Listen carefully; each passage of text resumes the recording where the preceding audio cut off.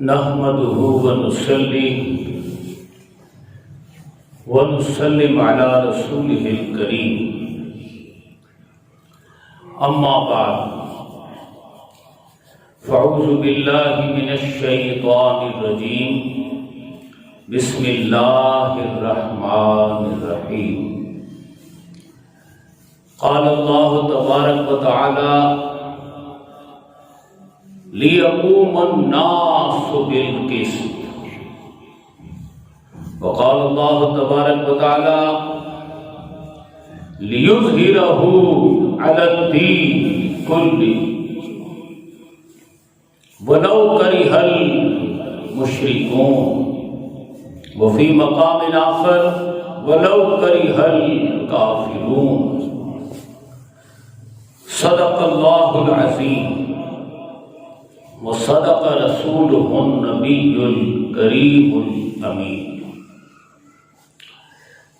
انتہائی قابل صد احترام محترم معزز سامعین و حاضرین،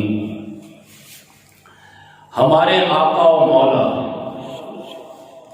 اور تمام انبیاء کرام کم و بیش 1,24,000 جو انبیاء کرام آئے ایک ہی مقصد لے کر آئے، اور وہ ہے لِيَقُومَ النَّاسُ بِالْقِسْطِ، لوگوں میں انصاف قائم ہو جائے۔ تمام انبیاء کے بارے میں مجموعی طور پر اللہ نے فرمایا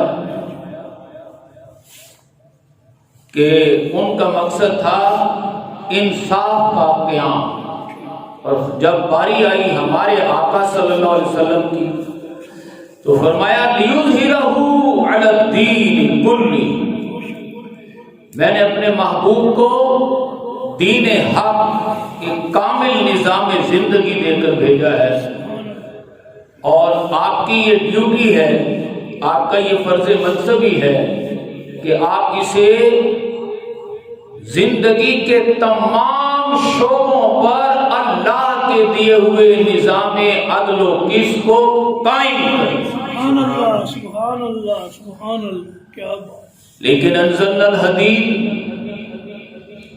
اسباب و وسائل تو اللہ تعالیٰ نے ظالموں کو، مغضوبوں کو اور ضالوں کو، غیر المغضوب علیہم ولا الضالین، جو ظالم ہیں دوسروں کا حق مارتے ہیں وہ، اور جو ان کی لیپا پوتی میں لگ جائیں، مکاروں کے خلاف۔ رزلٹ کیا نکلے؟ عدل اور انصاف۔ عدل اور انصاف کا مطلب ہے آج کی دنیا میں مہنگائی اور قتل و غارت ختم ہو جائے، لوٹ مار، تو یہ عدل ہے۔ اس کے لیے ہمیشہ سے اللہ تعالیٰ کا ایک قانون رہا ہے،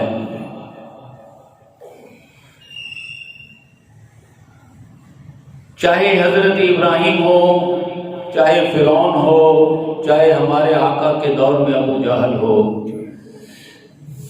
یہ دنیا اگر چل رہی ہے، لوگ زندہ ہیں اور زندگی بسر ہو رہی ہے، علامہ اقبال کہتے ہیں یہ تو زندگی کا اظہار ہے۔ جب تک یہ دنیا چلے گی حق اور باطل کی ٹکر، مارکائے حق و باطل جاری رہے گا، ازل سے ہے ابد تک جاری رہے گا۔ اگر یہاں ظالم اور مکار موجود ہیں تو عدل اور انصاف کی جد و جہد کرنے والے، اپنے آقا کا، عظمت رسالت کا، عشق رسول کا، ناموس رسالت کا نام لینے والے، اور ہمتاً اسی کام میں مصروف رہنے والے۔ سبحان اللہ سبحان اللہ۔ اللہ سبحان اللہ. کیا دیکھیے ایک طبقہ ہے مفاد پرست ظالموں اور مکاروں کا، ایک طبقہ ہے ان کے خلاف جد و جہد کلمہ حق بلند کرنا، حضور کے عشق میں جذبہ لے کر ولولہ، اور ولولہ بھی پھر نعروں کی صورت میں، سبحان اللہ سبحان اللہ سبحان اللہ. کلمہ حق بلند کرنے کی صورت میں ظاہر ہو. اب یہ چیز مفاد پرستوں کو کھٹکتی ہے. مفاد پرست مقامی بھی ہوتے ہیں اور بین الاقوامی بھی ہوتے ہیں. جو مفاد پرست ہیں یہ اپنے بین الاقوامی بڑے باس جو ہے نا، مثلا ہالینڈ کا وہ سور، ہالینڈ کا جو حضور کے بارے میں ناموس رسالت کے حوالے سے خاکے چھپے، حضور کی ذات کی، حضور کی بیٹیوں کی، حضور کی بیویوں کی فلمیں بنا کر پوری دنیا میں چلا دیں. لیکن جب وہ ہے مفاد پرست اصل میں، تو یہاں کے مفاد پرست اپنے مفاد کو سیکیور کرنے کے لیے، کیونکہ یہ چھوٹے مفاد پرست ہیں، فرانس جیسے، امریکہ جیسے، برطانیہ جیسے مفاد پرست وہ بڑے باس ہیں، ان کو خوش کرنے کے لیے اور وہاں اپنے مفادات کے تحفظ کے لیے یہاں جو بھی عشق رسول کا جو جذبہ وہ ولولہ اٹھے گا اس کو وہ دبانے کی کوشش کرے. گویا کلمہ حق بلند جو بھی کرے تو انہیں پریشانی لاحق ہو جاتی ہے.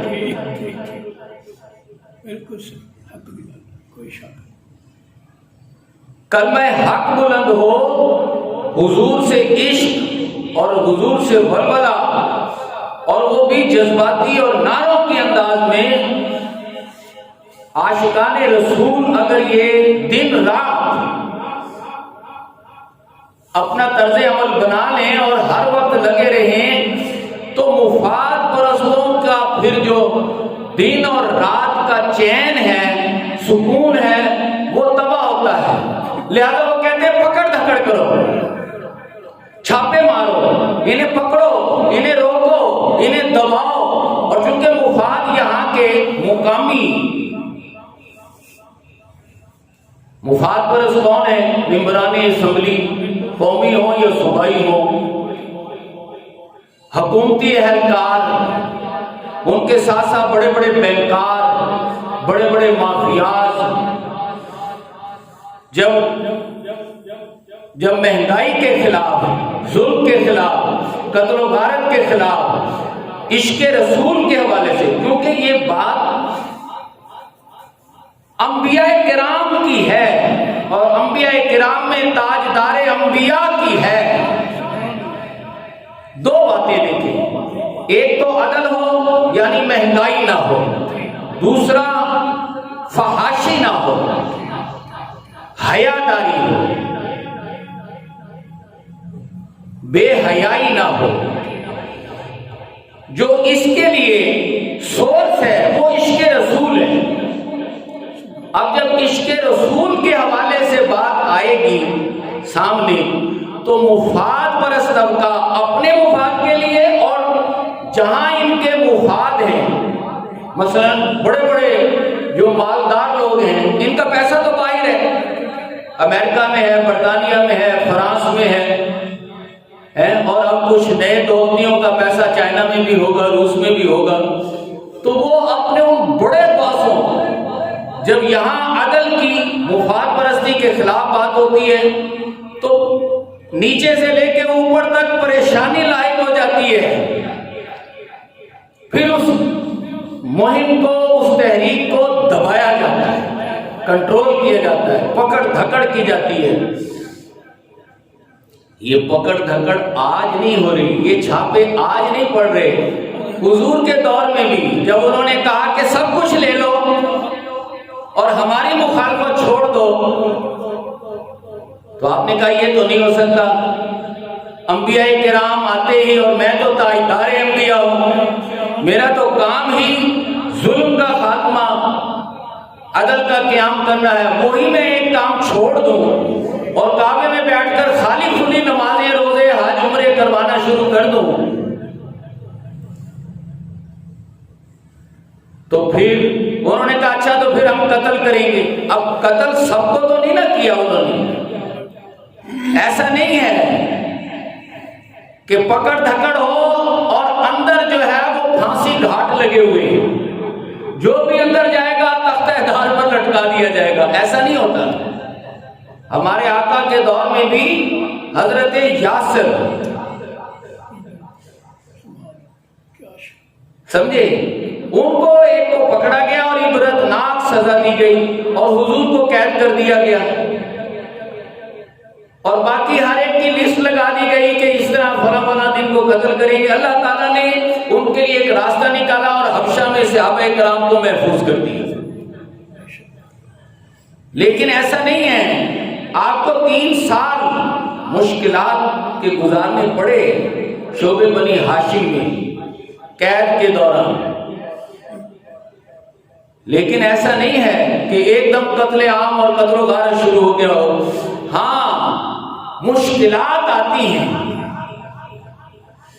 عاشق رسول اللہ اور اس کے رسول کے لیے مشکلات ہی تو برداشت کرتا ہے۔ عشق نام ہی اللہ اور اس کے رسول کے لیے مشکلات کو برداشت کرنا ہے۔ علامہ اقبال کہتے ہیں یہ شہادت گہے الفت میں قدم رکھنا ہے، لوگ آسان سمجھتے ہیں مسلمان ہونا۔ کیا بات، کیا بات، بہت اچھا۔ کیا ہو رہا ہے جی، چھاپے پڑ رہے جی، پکڑے جا رہے ہیں، کیوں بھی تو کیوں ڈر رہا ہے بھائی؟ ڈرے تو وہ جو کہ ہیروئن بیچتے ہیں، ڈرے تو وہ جو کہ بدکاری کے اڈے چلاتے ہیں، ڈرے تو وہ جو قتل و غارت کرتے ہیں۔ ڈر تو ان کو لگے نا جنہوں نے کوئی قتل و غارت کی ہے، جنہوں نے کوئی جرم کیا ہے۔ تم دبا کر کیوں بھاگے جا رہا ہے؟ خطرے کے وقت ہی تو پتہ چلتا ہے کون مر تھا اور کون لیٹ گیا۔ کیا بات، سبحان اللہ۔ خطرے کے وقت ہی تو پتہ چلتا ہے۔ پھر یہ ہے کہ عاشقان رسول تو عشق رسول میں پھر ہمتن مصروف رہتے ہیں، کیونکہ ایسے دولتیوں کو، ایسے مفاد پرستوں کو نیچے سے لے کے اوپر تک ان کی راتوں کی نیند اور دن کا چین تباہ کرنا ہے، تو پھر دن رات جذباتی اور ولولے کے انداز میں نعرہ جاتی طور پر پھر سرگرم بھی رہنا ہے۔ اب مفاد پرستہ طبقہ کہتا ہے دیکھو جی ان کو تو اور کوئی کام ہی نہیں، یہ ہر وقت اسی کام میں لگے رہتے ہیں۔ اور بھائی جو پڑھا ہے وہ تو پھر کرنا تو ہے نا۔ اب پڑھا کیا ہے؟ سیرت کو پڑھیں، جو سیرت کو پڑھ لیتا ہے، جو اپنے آقا کی زندگی کو پڑھ لیتا ہے، اگر وہ عاشق رسول ہے تو پھر اسی کام میں لگ جاتا ہے، حضور کی اتباع میں، اطیعوا اللہ و اطیعوا الرسول۔ ہمارے آقا کی حیات طیبہ میں کتنی جنگیں لڑی گئی، آپ کو پتہ ہے؟ مکہ تو خیر ہے ہی ظلم و ستم، اذا اصابتہم مصیبہ قالوا انا للہ و انا الیہ راجعون۔ مکہ میں تو 13 برس کو حرام مچا رہا ہے، حضرت خباب بن الارت کو دہتے انگاروں پر لٹایا جا رہا ہے، ہمارے آقا کو 3 سال تو شعبے بنی ہاشم میں قید کر دیا گیا ہے۔ طائف گئے ہیں تو وہاں ایک دن میں وہ لہو لہان کر دیا گیا ہے، جو مکہ میں 10 برس میں نہیں ہوا۔ مکہ میں انفرادی نمازیں ہیں، انفرادی جنگیں ہیں، لیکن وہ پیسے میں ہیں۔ کوئی گالی بھی دے تو جواب میں دعائیں، کوئی مار پیٹ بھی کرے تو جواب میں گلدستے، لیکن مدینے کا ماحول اکثر مختلف ہے۔ مدینے کے ماحول میں تو یہ ہے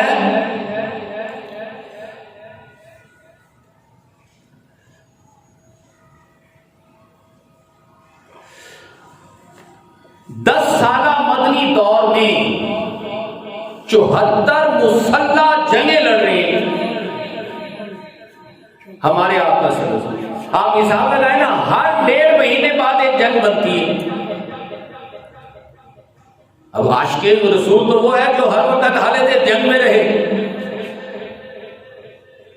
جنگ کیسی؟ ان مفاد پرستوں کے خلاف کلمہ حق بلند کرنا، پورے جذبے اور ولولے کے ساتھ نعرہ حق بلند کرنا. یہی ہے نا. کسی صحابی نے یہ کہا کہ یا رسول اللہ لڑنے گئے یا اور بھی کوئی کام ہے؟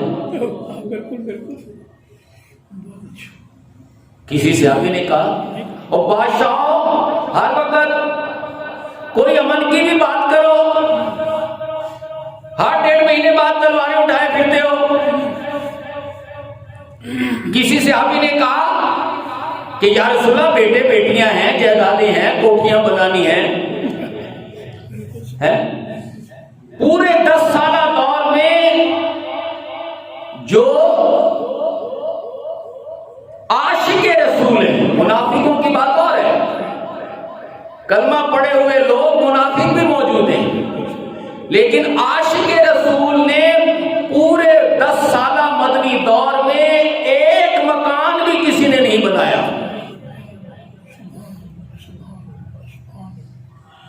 رات دن اسی کام میں لگے ہوئے. یہی ایک کام ہے کلمہ حق بلند کرنا. مکہ میں ویسے ہی ہر لمحہ ہمارے کھانا گھر میں بھی باہر بھی، اور مدینہ میں 74 مسلح جنگیں ہیں. ہر 1.5 مہینے بعد ایک جنگ لڑنی ہے. تو کہتے ہیں امن کی بات کرو. بھئی ہر 1.5 مہینے بعد اگر جنگ ہے تو پھر امن کی بات کہاں سے آئے گی؟ لیکن اس سب کے باوجود آپ دیکھیں جو مکی دور تھا، جب اللہ کی مدد آ جائے اور انسان محاذ جنگ پر ریاست کے خلاف ٹکراؤ کا عمل شروع کر دے، وہ بات اور ہے. جب کسی کے مارنے کا جواب آپ نے پھول پیش کر کے دینا ہے تو پھر آپ کے پاس اسلحے کا کوئی کام نہیں. جو سچے اور پکے عاشق رسول ہیں نا، آپ 20,000 تو کیا 40,000 لوگوں کو پکڑ لیں. 40,000 لوگوں کی تلاشی لیں، کلاشن کوف تو کیا کسی کے پاس چھوٹا سا چاقو بھی برآمد نہیں ہوگا. سبحان اللہ، سبحان اللہ، سبحان اللہ. جو سچا عاشق رسول ہوگا نا، اس کے پاس ایک جذبہ، ایک ولولہ، ایک نعرہ تو ہوگا، اپنی جان دینے کا جذبہ تو ہوگا. لیکن چاقو تو وہ رکھے گا جس نے دوسرے کی جان لینی ہے. کلاشن کو تو وہ رکھے گا جس نے دوسرے کی جان لینی ہے. جب جان اپنی دینی ہے اور جان لینے والے کا ہاتھ نہیں پکڑنا، گالی دینے والے کی گالی کا جواب بھی دعاؤں سے دینا ہے، تو پھر کلاشن کوف رکھنے کی کیا ضرورت ہے؟ ان سچے عاشقوں کے پاس سے تو کلاشن کوف تو کیا ایک چاقو تک برآمد نہیں ہوتا. ان سے بڑھ کر محب وطن کون ہو سکتا ہے؟ یہ سب سے بڑے محب وطن ہے. دوسری بات یہ ہے کہ جو عاشق رسول ہوگا وہ کبھی بھی دین کے نام پر دکانداری نہیں چلائے گا.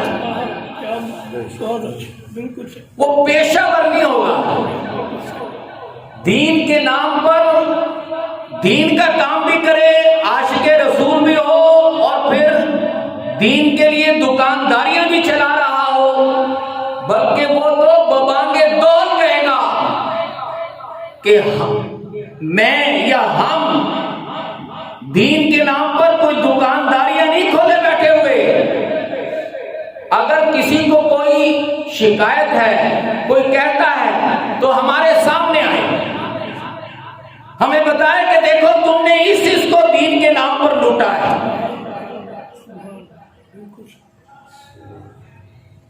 یا کوئی یہی بتا دے کہ تم نے پڑھا اور ہے اور لوگوں کو بتا کچھ اور رہے ہو۔ یہ بھی سب سے بڑی لوٹ مار ہے کہ ادھر قرآن پڑھ رہے ہیں، ادھر سیرت پڑھ رہے ہیں، اور ادھر لوگوں کو صرف نماز ہو یا استنجے میں ہی لگایا ہوا ہے۔ لوگوں کو بتا نہیں رہے کہ اصل میں ہمارے آقا صلی اللہ علیہ وسلم کی سیرت کیا ہے، صحابہ کرام کا عمل کیا ہے، آج ہمارے فرائض منصبی کیا ہیں۔ پڑھ تو لیے لیکن آگے بتا نہیں رہے، بتاتے ہیں تو اپنی دال روٹی جاتی ہے۔ تو جسے دال روٹی کی فکر ہو وہ عاشق رسول اور عشق رسول ہونے سے اس کا کیا واسطہ۔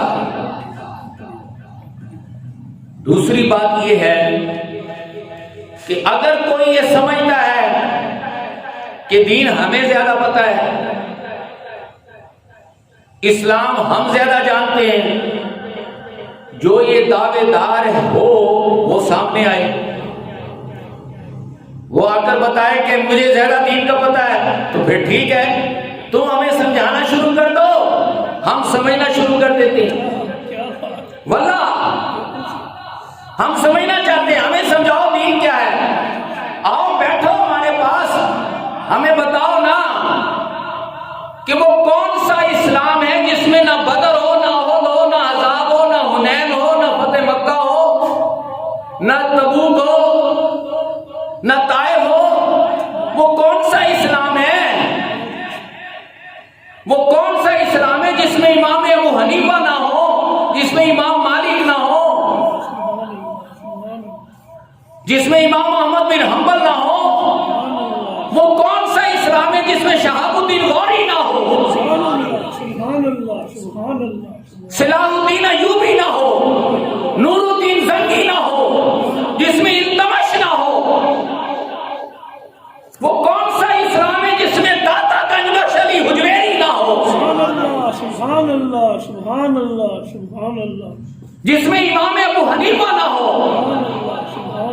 وہ کون سا اسلام ہے آخر ہمیں بھی تو بتاؤ نا، جس میں اعلیٰ حضرت نہ ہو، جس میں علامہ اقبال نہ ہو؟ سبحان اللہ سبحان اللہ سبحان اللہ، کیا شان۔ ایسا کون سا اسلام ہے؟ اگر تم زیادہ اسلام کو جانتے ہو تو پھر ہمیں بھی سمجھا دو کہ اسلام کیا ہے۔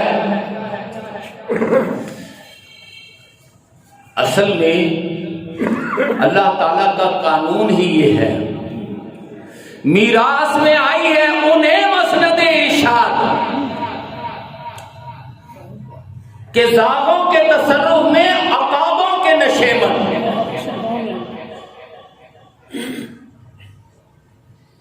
میراث میں آئی ہے انہیں مسند ارشاد کہ زاغوں کے تصرف میں عقابوں کے نشیمن۔ کسی کے گھر پیدا ہو جانے سے یا کسی کی اولاد ہو جانے سے کوئی نیک نہیں بن جاتا، کسی جگہ کا سربراہ بن جانے سے، کوئی ٹھلے دار اور ٹھیکے دار بن جانے سے کوئی نیک نہیں بن جاتا۔ اگر تمہیں اتنا ہی شوق ہے دین سمجھنے کا، سمجھانے کا، دین پر تبصرے کرنے کا، عشق رسول اور ناموس رسالت پر فتوے جڑنے کا، لوگوں کی رہنمائی کا، تو پہلے دین پڑھو، پہلے دین پڑھو، پہلے دین کی روح کو سمجھو، پھر فتوے جاری کرو۔ دیکھیں حسن سے بصرہ، بلال از حبش، سہیب از روم۔ علامہ فرماتے ہیں دین کے یہ گلے سرسبز پوری دنیا سے اکٹھے ہوئے، حسن سے بصرہ، بلال از حبش، سہیب از روم، اور ذیخاک مکہ ابو جہل۔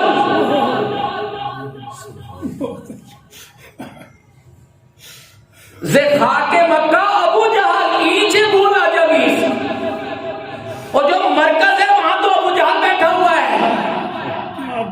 کیا بات، تو لہذا ابو جہل بیٹھا وہ اسے چیلنج ہی نہ کرے، بہت اچھا، کیونکہ یہ بڑا ہے، یہ سردار ہے، یہ سرداروں کا سردار ہے، لہذا اسے جھک کر سلام کرے۔ کوئی جتنا بھی بڑا ہو نیک نہیں ہو سکتا، نیکی کے لیے نیکی سیکھنا پڑتی ہے، بے شک بے شک،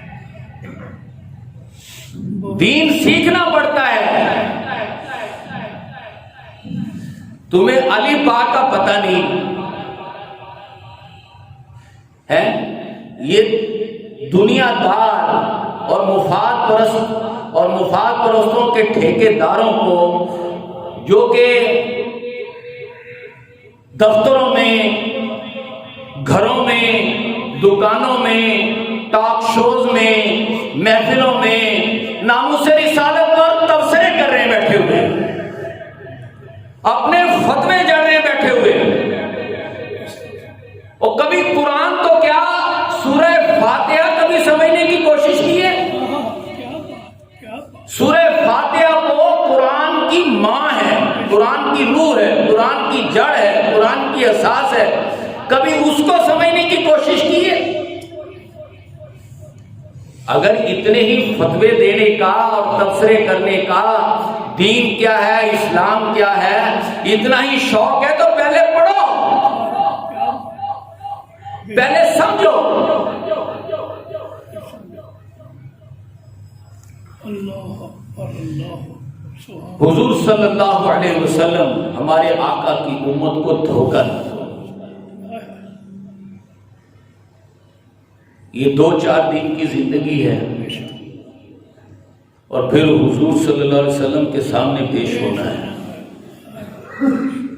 اللہ اکبر، یہ 2-4 دن کی زندگی اور پھر اپنے آقا کے سامنے پیش ہونا ہے، وہ بڑا خطرناک دن ہے۔ وہاں تو انبیاء بھی کہیں گے نفسی نفسی،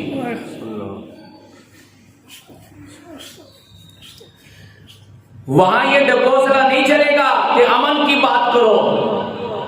اور برما میں 50,000 مسلمان شہید ہو گئے، یہاں کسی نے رسمی طور پر بھی احتجاج کیا، مجھ مشرق میں بیٹھے ہوئے کو کانٹا چبھے، تو حدیث پاک میں آتا ہے مغرب میں بیٹھے ہوئے مسلمان کو درد ہونا چاہیے۔ اور برما کے مسلمانوں کا درد پاکستانیوں کا درد ہے، ہر مسلمان کا درد ہے، لیکن وہاں 50,000 مسلمانوں کو شہید کر دیا گیا۔ جس طرح ہم بکرے اور مرغے کے گوشت سیخوں میں ڈال کر کباب بناتے ہیں، اس طرح ان کے کباب بنائے گئے اور کباب کھائے گئے، اور تم امن کی بات کرتے ہو۔ توبہ توبہ توبہ، بچیوں کی چیخیں نکلے اور تم امن کی بات کرتے ہو۔ اس وقت جب یہ بات عروج پر تھی، اوباما اس وقت صدر تھا امریکہ کا، وہ برما کے صدر کو دنیا کا بہترین صدر قرار دے رہا ہے، اسے عالمی ایوارڈ دے رہا ہے کہ تو اس دنیا کا سب سے بہترین صدر ہے۔ کیا کر رہا ہے؟ مسلمانوں کی نسل کشی کر رہا ہے، مسلمانوں کو ذبح کر رہا ہے۔ یہاں ہمارے بادامی باغ میں ان چوڑوں نے شراب پی، پھر حضور کی گستاخی کی، اور اب دیکھا کہ یہ مسلمان آئیں گے کہ خود ہی اپنی بستی کو آگ لگا دی۔ مسلمان پہنچ گئے آگ بجھانے، اس بستی کو آباد کرنے۔ ارے بھائی کیوں پہنچے ہو؟ اس لیے کہ امریکہ پیچھے کھڑا ہے ان چوڑوں کے، تو برما کے مسلمانوں کے پیچھے کوئی نہیں کھڑا۔ بیت المقدس پر یہودیوں کا قبضہ ہو گیا، یہ امن کی باتیں کرتے ہیں۔ یہود و نصارہ کی فوجیں آ کر بیٹھ گئی ہیں حجاز میں، وہ حفاظت کرتی ہیں۔ حفاظت کیا کرتی ہیں؟ گلا پکڑ کے رکھتی ہیں، اپنی باتیں منواتی ہیں، اور یہ امن کی باتیں کرتے ہیں۔ یمن اجڑ گیا، لبنان اجڑ گیا، شام اجڑ گیا، عراق اجڑ گیا، لیبیا اجڑ گیا، یہ امن کی باتیں کرتے ہیں۔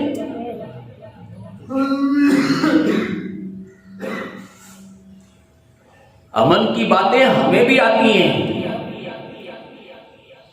لیکن امن تب ہوتا ہے جب فتح مکہ ہو جائے۔ فتح مکہ کے وقت راستے میں جو حضور صلی اللہ علیہ وسلم لشکر لے کر آ رہے تھے، میں امن کی ایک بات بتا رہا ہوں۔ حضور جس لشکر کے ساتھ فتح مکہ کے لیے آ رہے تھے، راستے میں کتیا نے بچے دیے ہوئے تھے۔ اب اس کتیا نے حضور کی طرف دیکھا اور کہا کہ یا رسول اللہ، اب میرا کیا بنے گا، میرے بچوں کا کیا بنے گا؟ حدیث پاک میں آتا ہے، ہمارے آقا نے فرمایا کیوں گھبراتی ہو، کیوں پریشان ہوتی ہو؟ آپ نے جمیل بن سراقہ، ایک بہت بڑے صحابی ہیں، ان کی ڈیوٹی لگائی۔ اب صحابی کا آپ کو پتہ ہے، صحابی کے گھوڑوں کی ناک میں داخل ہونے والے گرد و غبار کو پوری امت اس کا مقابلہ نہیں کر سکتی۔ سبحان اللہ، سبحان اللہ، حدیث پاک اتنا عظیم، صحابی کا اتنا عظیم مرتبہ ہوتا ہے۔ صحابی جمیل بن سراقہ کو اس کتیا کے لیے آپ نے کھڑا کر دیا کہ جب تک یہ ہزاروں کا لشکر یہاں سے گزر نہ جائے، نہ کتیا کو نقصان پہنچے، نہ کتیا کے بچوں کو نقصان پہنچے۔ سبحان اللہ، سبحان اللہ، نعرہ تکبیر، نعرہ رسالت۔ اس سے بڑی امن کی کیا بات ہو سکتی؟ لیکن میرے آقا صلی اللہ علیہ وسلم نے فرمایا 9 مرد اور 6 عورتیں جو ظلم اور عدل اور ناموس رسالت کے خلاف پکے ہیں، 9 مرد اور 6 عورتیں، جہاں ملے انہیں قتل کر دیا جائے، بے شک وہ غلاف کعبہ میں لپٹے ہوئے ہو، انہیں وہاں قتل کر دیا جائے۔ ظالموں کو نہیں چھوڑا جاتا، جن کی گھٹی میں ظلم آ جائے ان کو نہیں چھوڑا جاتا، ورنہ اسلام کتیا اور اس کے بچوں کو کی حفاظت کے لیے حضور صحابی کو مقرر کر رہے ہیں۔ فتح مکہ کے دن واقعی آپ نے معافی کا اعلان کیا ہے، بالکل کیا ہے۔ جو ہتھیار ڈال دے معاف، جو دروازہ بند کر لے گھر میں بیٹھ جائے معاف۔ ارے چاہے اس نے حضرت حمزہ کا کلیجہ چبایا ہو، چاہے اس نے بڑے بڑے صحابہ کرام کو شہید کیا ہو، جو خانہ کعبہ میں آ جائے اسے معاف کر دیا جائے، جو ابو سفیان کے گھر آ جائے، جو حکیم بن حزام کے گھر آ جائے، اس کو معاف کر دیا جائے۔ لا تثریب علیکم اليوم، جو ہتھیار ڈال دے، دروازہ بند کر لے، ان گھروں میں آ جائے، اسے معاف کر دیا جائے گا۔ لیکن یہ فتح مکہ کے دن تو ہوا ہے، بدر میں ایسا نہیں ہوا۔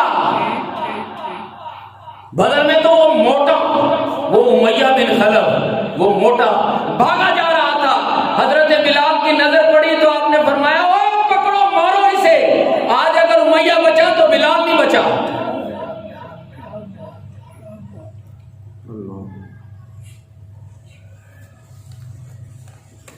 حضور صلی اللہ علیہ وسلم اور ہمارے آقا اور صحابہ کرام کی سیرتیں کیا ہیں، میں ذرا ایک جھلک آپ کو دکھانا چاہتا ہوں۔ غزوہ احد والے دن، غزوہ احد جہاں کے 70 صحابہ شہید ہو گئے، ہمارے آقا نے حضرت زید بن ثابت رضی اللہ تعالیٰ عنہ کو فرمایا کہ جاؤ حضرت سعد بن ربی کا پتہ کرو،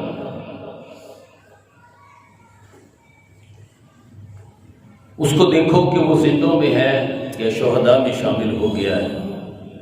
ہمارے آقا، میں ایک جنگ کا ایک واقعہ بیان کر رہا ہوں.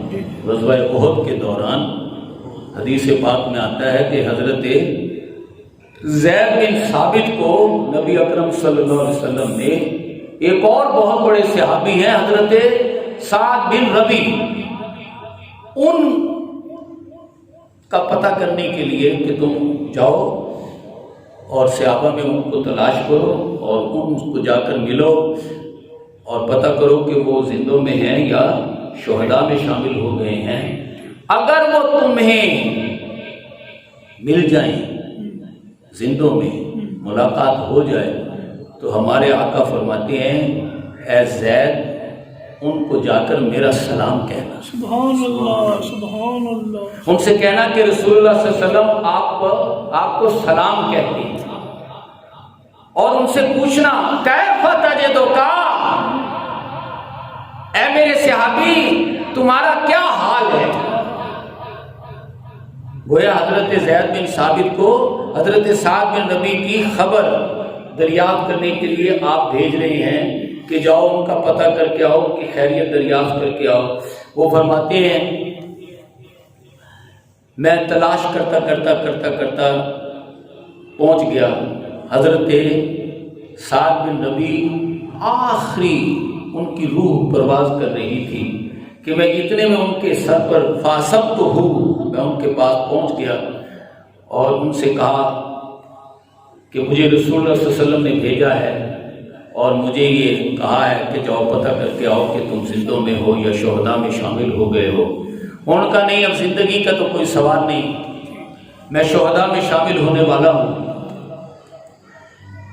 رہی بات یہ پوچھا کہ رسول اللہ صلی اللہ علیہ وسلم فرما رہے تھے کہ اگر وہ تمہیں مل جائیں تو کیف تجدک، ان سے پوچھنا تمہارا کیا حال ہے. سبحان اللہ سبحان اللہ. تو پوچھا ہے صحابی حضور نے تمہارا حال دریافت کیا ہے. فرمایا حال میرا یہ ہے لیٹا میں میدان احد میں ہوا ہوں لیکن خوشبو مجھے جنت کی آ رہی ہے. سبحان اللہ سبحان اللہ سبحان اللہ. میرے آقا سے جا کے کہنا کہ لیٹا تو میں میدان احد میں ہوا ہوں لیکن خوشبو مجھے جنت کی آ رہی ہے. اور میرے آقا کو میرا سلام کہنا اور کہنا کہ حضرت سعد بن ربی کہہ رہا تھا یا رسول اللہ صلی اللہ علیہ وسلم، اللہ نے جتنے انبیاء کو بھی ان کی امتوں کی طرف سے جو بھی جزا دی ہے، اللہ پاک ہماری طرف سے آپ کو سب سے اعلیٰ جزا عطا فرمائے. سبحان اللہ سبحان اللہ سبحان اللہ سبحان اللہ. کیا بات. اور ہاں صحابہ کو بھی ایک پیغام دینا. یہ سعد بن ربی آخری لمحوں میں بالکل ان کی روح پرواز کر رہی ہے. پرواز ہوتے ہوتے وہ یہ بات کر رہے ہیں کہ زید بن ثابت صحابہ کو بھی میری طرف سے ایک پیغام دینا اور کہنا کہ سعد بن ربی کہہ رہا تھا اگر تم میں سے کوئی ایک بھی زندہ بچے، اے صحابیوں تم میں سے کوئی ایک بھی زندہ بچے اور اسے پلک جھپکنے کی مہلت ملے، اللہ تعالیٰ کوئی عذر قبول نہیں کرے گا اگر اس مہلت کے ہوتے ہوئے حضور کو تکلیف ہو جائے. پلک جھپکنے کی مہلت ملے اور اس کے ہوتے ہوئے حضور کو تکلیف ہو جائے تو اللہ تعالیٰ تمہارا کوئی عذر قبول نہیں کرے گا. زید بن ثابت کہتے ہیں ابھی یہ الفاظ ادا ہوئے ہی تھے، یہ جملہ مکمل ہوا ہی تھا کہ سعد بن ربی شہید ہو گئے. سبحان اللہ سبحان اللہ اللہ. صحابہ کرام کا تو یہ عالم ہے. غزوہ خندق کی طرف جاتے ہوئے حضرت ام المومنین حضرت عائشہ صدیقہ رضی اللہ تعالیٰ عنہ فرماتی ہیں کہ مسجد نبوی میں تیاری ہوئی، ہتھیار بند ہوئے، اپنے اپنے تیر نیزے کمان پکڑے گھوڑوں پر سوار ہوئے باہر نکل کر، کیونکہ حجرہ شریف کا قریب ہی ہے، تو فرماتی ہیں میں نے سنا حضرت سعد بن معاذ کو، حضرت یہ غزوہ خندق کی طرف جا رہے ہیں، حضرت سعد بن معاذ کو جذبہ شہادت سے سرشار ہو کر، مست ہو کر، جذبہ شہادت میں ایک مستی کی کیفیت کا عالم تھا حضرت سعد پر، اور وہ کہہ رہے تھے لبس قلیلا یدرک الہیجا جمل ما سن الموت اذا حان الاجل، اے سعد ٹھہر جا، اتنی بھی کیا جلدی ہے۔ حضرت سعد اپنے آپ کو مخاطب کرتے ہیں لبس قلیلا یدرک الہیجا جمل، اے سعد ٹھہر جا، تجھے اتنی بھی کیا جلدی پڑی ہوئی ہے۔ فرماتے ہیں ما سن الموت اذا حان الاجل، پھر سعد جواب دیتے ہیں اگر آج موت آ جائے اللہ کی راہ میں، حضور کی شان کی پاسداری کرتے ہوئے آج اگر موت آ جائے تو اس موت کی کیا ہی بات۔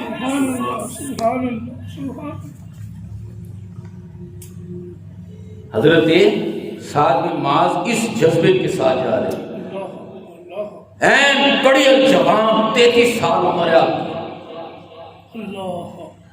حضرت انس بن مالک فرماتے ہیں ایک وقت آیا میں نے ایک نوجوان کو دیکھا اور دیکھ کر میں دنگ رہ گیا، میں نے پوچھا ہوئے تم کون ہو؟ کہنے لگا میں سعد بن معاذ کا پوتا ہوں۔ تو حدیث پاک میں آتا ہے حضرت انس بن مالک رو پڑے، انہیں وہ حضرت سعد بن معاذ یاد آ گئے، فرمانے لگے اے پوتے تیرا دادا بھی اتنا ہی خوبصورت تھا، اسی طرح کڑیل جوان، یہ گویا کہ تماچا تھا ان منافقوں پر۔ منافق یہی تو تانا دیتے تھے نا کہ تم کیوں گئے احد میں، تم ہماری طرح احد میں نہ جاتے تو شہید نہ ہوتے۔ دیکھو نا ہم گئے ہوئے واپس آ گئے، تمہیں کس نے کہا تھا کہ تم جاؤ، تم کیوں گئے؟ منافق یہی تانا دیتے تھے کہ تم ہماری بات مانتے، احد میں نہ جاتے تو تم بھی ہماری طرح بچ جاتے، شہید نہ ہوتے۔ حضرت سعد بن معاذ وہ منافق ہیں، وہ منافقت ان پر مسلط ہے۔ حضرت سعد بن معاذ عاشق ہیں، ادھر عشق اپنے جوبن پر ہے، ما سن الموت اذا حان الاجل، آج اگر موت آ جائے تو اس موت کی کیا ہی بات ہے۔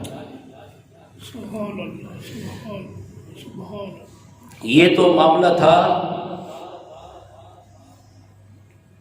غزوہ خندق جاتے ہوئے حضرت سعد بن معاذ رضی اللہ تعالیٰ عنہ کا، لیکن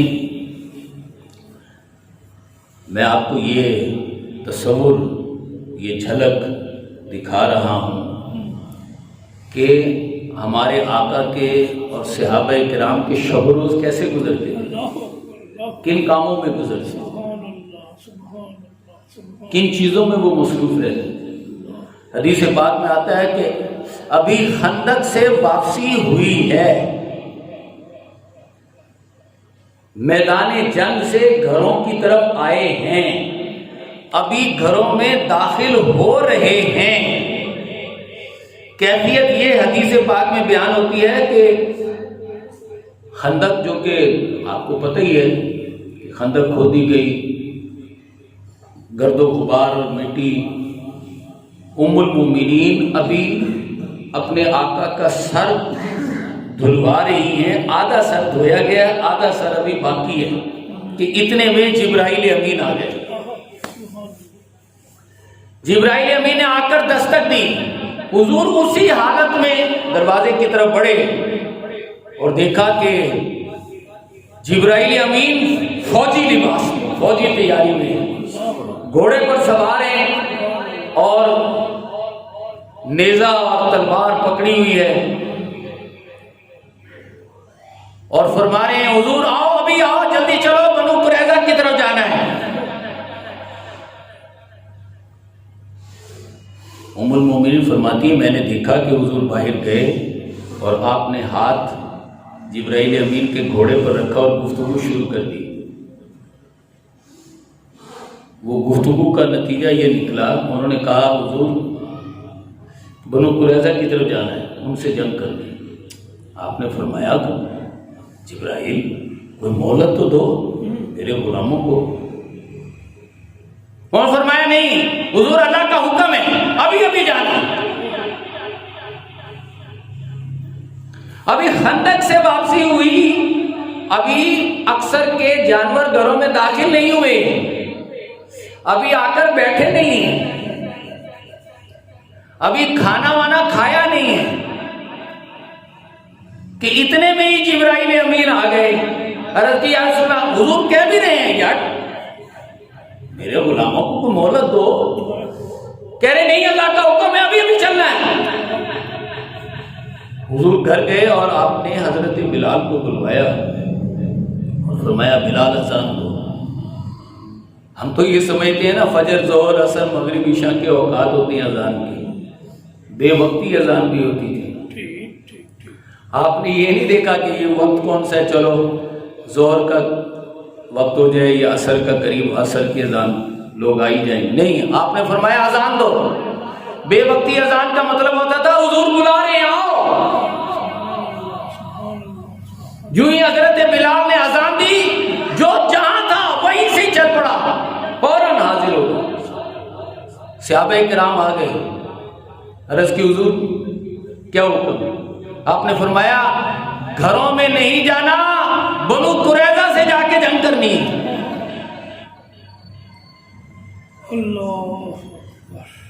اب آپ حدیث پاک پڑھ لیں، کسی صحابی نے کیا یہ کہا کہ حضور پہلے تو ہم نے خندقیں کھودی، پھر بھوک لگی تو آپ نے کہا پیٹوں پہ پتھر باندھ لو، پھر پتھر باندھے، پھر ٹھنڈ لگی تو گرم کپڑے بھی نہیں تھے، اور پھر جب آپ خود مٹی اپنے کاندھے پر اٹھا کر لے جاتے رہے تو ہم بھی آپ کے ساتھ ساتھ لگے رہے۔ کسی صحابی نے یہ نہیں کہا حضور آرام تو دور کی بات ہے، کھانا تو کھانے دو۔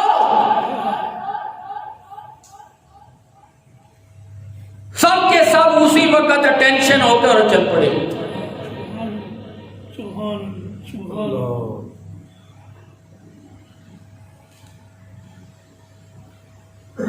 صحابہ کرام کا یہ معمول ہے کہ ابھی ایک غزوہ خندق سے واپسی ہوئی نہیں ہے کہ بنو قریظہ سے جنگ کے لیے چل پڑے۔ کئی دن کے بھوکے ہیں، کھانا نہیں کھا رہے۔ جو لوگ باتیں بناتے ہیں ان کو کم از کم بتائیں کہ جن محبوبوں کا ہم نے کلمہ پڑھا ہے ان کی سیرت یہ ہے۔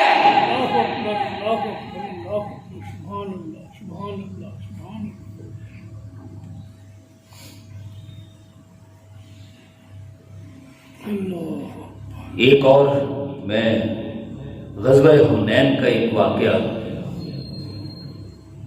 غزوہ حنین میں رات ہو گئی، میرے آقا نے فرمایا کون ہے بھی تم میں سے جو آج رات کو میرا پہرا دے گا؟ غزوہ حنین میں میدان میں اب آپ نے کہا کہ ہاں بھی آج رات میرا پہرا کون دے گا؟ بھی صحابہ میں سے حضرت انس بن ابی مرثد الغنوی رضی اللہ تعالیٰ حاضر ہوئے، عرض کی یا رسول اللہ میں آپ کا پہرا دوں۔ آپ نے فرمایا اچھا گھوڑے پر سوار ہو کر تلوار لے کر آؤ۔ آگے آپ نے فرمایا جاؤ اس پہاڑ پر چلے جاؤ اکیلے، اس پہاڑ پر چلے جاؤ اور دیکھو کہ دشمن اس طرف سے ہم پر حملہ آور نہ ہو جائے۔ اب وہ قبیلہ حوازن کے لوگ ہزاروں اونٹوں، گھوڑوں، ہاتھیوں کے ساتھ اس راستے سے لڑنے کے لیے آ رہے تھے۔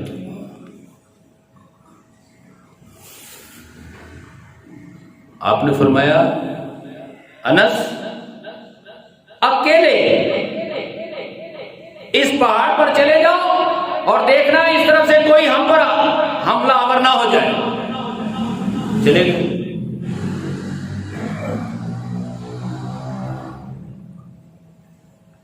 وہ کہتے یا رسول اللہ میں اکیلا، ہزاروں لوگ۔ چلے گئے۔ صبح ہوئی، حضور تشریف لائے، 2 رکعت سنتیں پڑھی، سنتیں پڑھنے کے بعد پوچھا ہاں بھائی ہمارا سوار نہیں آیا؟ جو رات کو جس کو ہم نے بھیجا تھا وہ آیا نہیں؟ کہا یا رسول اللہ وہ تو نہیں آئے۔ تکبیر ہوئی، نماز شروع ہوئی۔ اب آپ دیکھیں ذرا،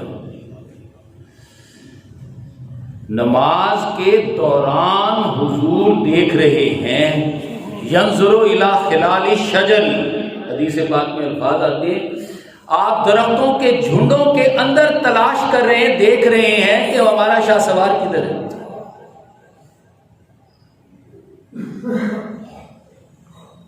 امام الانبیاء دوران نماز اپنے شاہ سوار کو، تو اس کا مطلب یہ ہے صحابہ کرام حضور کو دیکھ رہے ہیں، تبھی تو انہیں پتہ چلا ہے۔ اور یہ مسئلے آج پیدا ہوئے ہیں، نماز میں خیال نہ آئے، نماز میں پھلا ہو جائے، ڈمکانا ہو جائے۔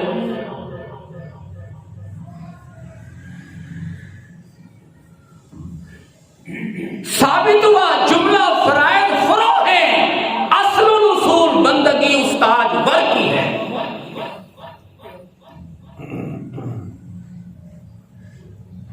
دوران نماز صحابہ کرام حضور کو دیکھے جا رہے ہیں اور حضور ینظر الی خلال الشجر، حضور جھنڈوں میں دیکھ رہے ہیں۔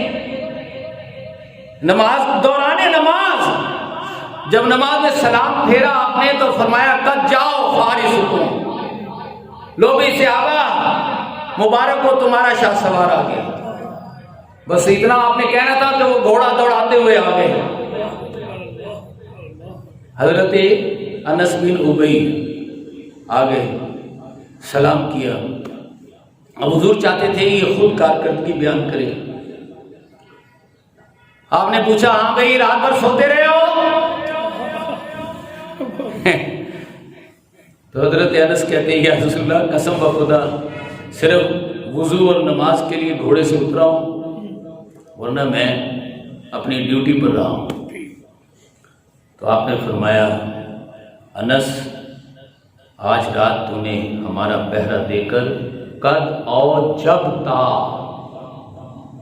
کے الفاظ آتے ہیں کہ تو نے کھینچ کر جنت کو اپنے اوپر واجب کر لیا ہے۔ سبحان اللہ، ہمارا پہرا دے کر۔ اور اگلے الفاظ تو بڑے ہی عجیب ہیں۔ آپ نے فرمایا فلا علیک اللہ تعمل بعدہا، انس آج کے بعد تو کوئی اور عمل نہ بھی کرے، یہ ایک عمل تیرے لیے کافی ہے۔ سبحان اللہ، سبحان اللہ، سبحان اللہ۔ کیا عمل ہے؟ حضور کی پاسداری، سبحان اللہ، دین کی پاسداری، سبحان اللہ، سبحان اللہ۔ یہ ہے کرنے کا کام۔ اللہ پاک ہمیں اس کا فہم، اس کی سمجھ اور پھر اس پر عمل کی توفیق عطا فرمائے۔ آمین ثم آمین۔ وما علینا